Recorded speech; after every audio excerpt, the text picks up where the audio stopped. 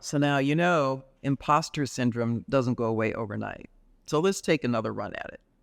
I've already offered a few tools in one of my videos called Tools for Overcoming Imposter Syndrome and Stepping into Your Power. The 3 tools are: take the compliment, don't downplay the praise someone is giving you. Don't believe in the meritocracy, stop thinking everyone is better than you, they aren't. And seek professional help if this self-sabotage and self-doubt is overwhelming you.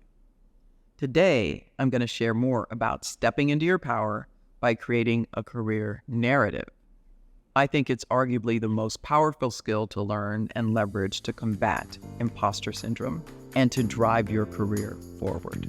Hi, I'm Ginny Clark, a conscious leadership expert who spent 2 decades in executive recruiting and talent management. Having worked with giants like Google, Spencer Stuart, I discovered that the secret to transformative leadership lies in the 5 dimensions of conscious leadership. And I'm here to help you unlock your full potential. Join me on this channel as we embark on an honest and vulnerable journey together and become the kind of leader that genuinely inspires organizational transformation. I have a few ways you can get involved in this conscious community. First, I've created a free career map to help you uncover your next career move. Second, I've created exclusive content for you with a community of like-minded leaders. And lastly, I send out a free newsletter every week. To learn more, check out the description of this video. I've been an executive recruiter for over 25 years, and in that time, I've interviewed and assessed thousands of executives and found that very few, maybe 20-25%, had strong narratives, meaning they told their story versus just recited what was on their resume. And they told it in a way that compelled me to want to consider them as viable candidates very often. The ones who didn't do it well, it didn't always prevent them from getting the job, but some would have certainly increased their chances by having stronger narratives. Let's get into what a narrative looks like and how and when to use it. For those of you who've heard my podcast, Fifth Dimensional Leadership, you might have heard an early episode from 2020 on building your career narrative. I'm going to share some of the elements here because they are timeless. I'm going to start with the history of storytelling. Sit back and relax. As a civilization, we know the richness that comes from the art of the spoken word and storytelling. It is universal and as ancient as humankind. Storytelling predates writing and occurs in every culture and from every age. Think about it. Humans have been communicating through speech and story for over 500,000 years. Written communication has only been around for the last 30,000 of those 500,000 years. The spoken word and communication through narrative is primal for us. It's part of our lizard brain, so to speak. And there are observable patterns in the stories we tell. Patterns that are ingrained in listeners and audiences from centuries of storytelling. There's a professor named Joseph Campbell, who's also the author of The Hero with 1,000 Faces, which was perhaps best known for having developed his theory of the monomyth. Based on Jungian theory and his own study of world mythologies, Joseph Campbell distilled all narratives to the hero's journey, the ultimate narrative archetype, a singular story upon which all narratives are based.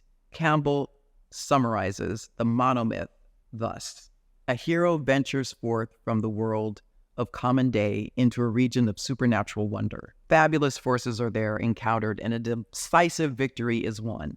The hero comes back from this mysterious adventure with the power to bestow boons on his fellow man.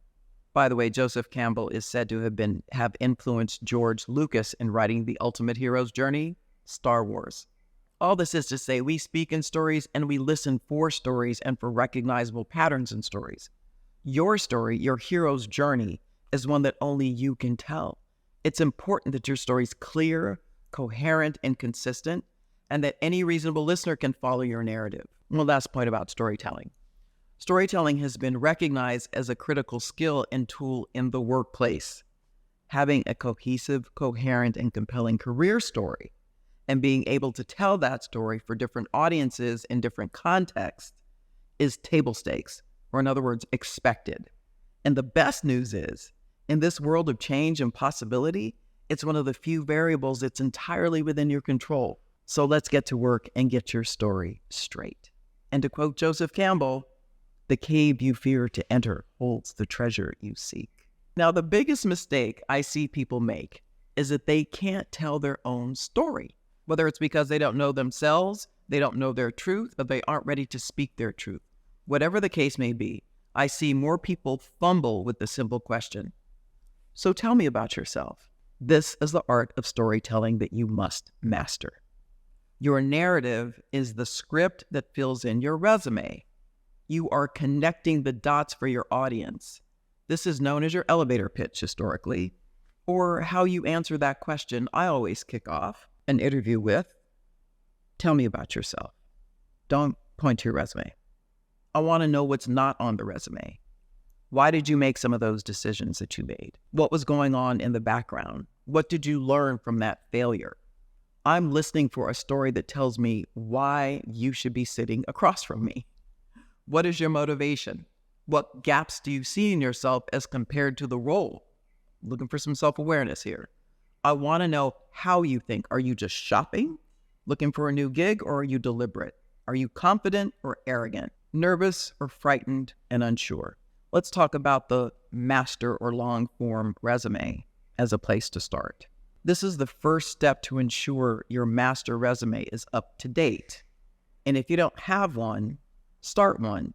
This has everything. It's a dump of everything you've ever done, right? Classic resume elements: education. College is where you started making choices based on your interests and strengths. Be able to talk about that. Your work history in reverse chronological order to describe the trajectory, the speed bumps, the successes. Competencies, yes, once again, what did you get good at or were good at but didn't use? Accomplishments. Tout the wins, both individual and collective. That's not the same as boasting, especially when you can express how and what your role was in the win. Plus, your personal background. Don't be afraid to share some of the pivotal personal events that shaped your path. Your professional objective. Explain what you hope to accomplish that I, as a recruiter, an advisor, or a friend might be able to help with. Your interest. Share what you love and are passionate about, even if it's not directly relevant to the job. You'll find that as your narrative takes shape, there will be aspects of it that will find their way into your resume. Now, you've got to refine and tailor it. So contextualize, reorder, prioritize, omit some stuff, right? Speak it out loud. Once you've refined it, you have a body of work that you can pull from. The narrative is now a holistic story that you can select excerpts from for the various contexts in which you find yourself. So in that interview, when you're saying, tell me about yourself at the beginning of an interview, if, for example, you're wanting to be considered for a different function, then you need to emphasize the competencies associated with the new role. You may or may not have had direct experience, but competencies can fill the gap. Now, here's some lessons on the benefits of the narrative. One of the most important things is own your past experiences, good and bad. Reaffirm those behaviors, feelings, inadequacies, competencies, and unique characteristics that only you have. Now you're in touch with yourself in a way that allows you to tell a story that propels you forward with an even greater sense of clarity and confidence, whether or not you get the job or promotion. Convey who you really are. Too many people mistakenly believe your identity is based on what you've done, the sum total of your actions and achievements. I believe you're defined by who you are, your values, your beliefs, your essence. To talk about those things mean you need to know what they are. It means you must offer some vulnerability, even some intimacy that can be uncomfortable for people. But herein lies the real value of the process. Don't let anyone tell your story but you. There's a real story that emerges as you hear yourself saying things about yourself that you might not have actually owned or realized. There's something actually psychologically advantageous to speaking these facts and perspectives. The elements of who you are, not just what you've done. It can be pretty magical and it's highly underrated. Claim your professional objective.